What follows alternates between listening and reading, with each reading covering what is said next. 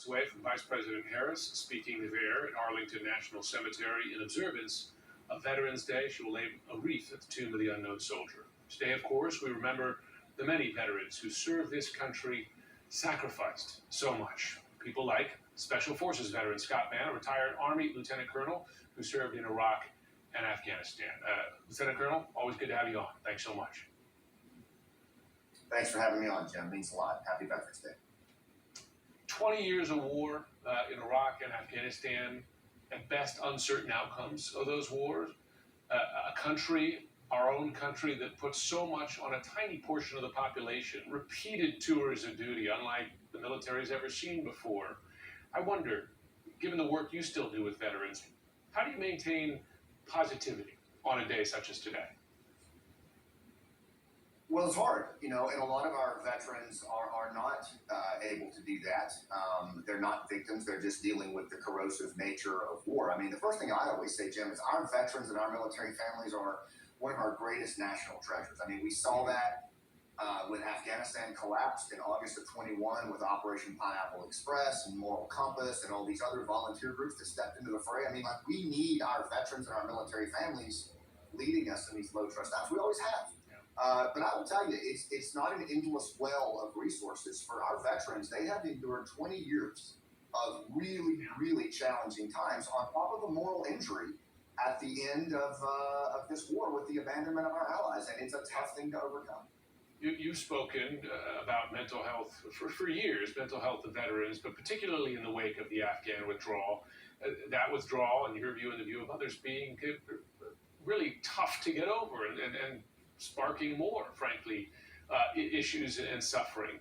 Tell us what you hear from veterans who served there. Yeah, I think what a lot of veterans are talking about is that there's just such a distance between us and the civilian population. It's just very hard to understand the corrosive nature of combat, but understand that 775,000 Americans served in Afghanistan out of 340 million Americans, and that's a very, very small percentage. But what we consistently see, Jim, is that I think we're on the front end of a mental health tsunami. Even though our veterans and military families are wonderful resources, we've got to come together as a civil society and help redistribute this emotional load that our veterans are carrying. I just lost a good friend, Brad, who was a Green Beret, who was involved in Pineapple. He was involved in our play last out.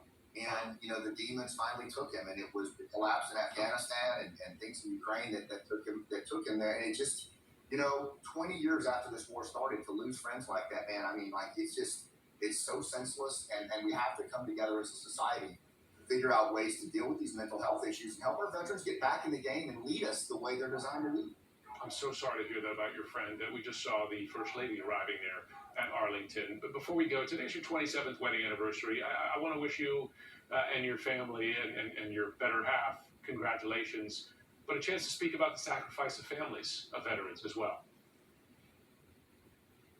Yeah, thank you. November is the month of the military family, and I think about my bride raising 3 boys on her own in the longest war in American history, never complaining and just doing it because it needed to be done. And our military families are the most undervalued, precious asset in our nation. And I hope that as we go forward today and every day, that we remember our veterans and our military families, and that as a civil society, we have an obligation to reconnect and bring them back into the fold so they can leave us here at home. And I'm honored to be part of the military family, and I hope that we remember them as well.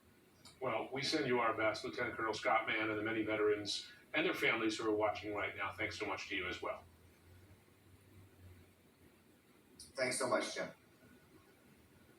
Thanks to all of you for joining us today. I'm Erica Hill. Thank you to the millions of men and women who have served this country, especially those in my own family. We so appreciate your sacrifices. Mine as well. To all of you, I'm Jim Sciutto. At this hour with Kate Baldwin starts right now.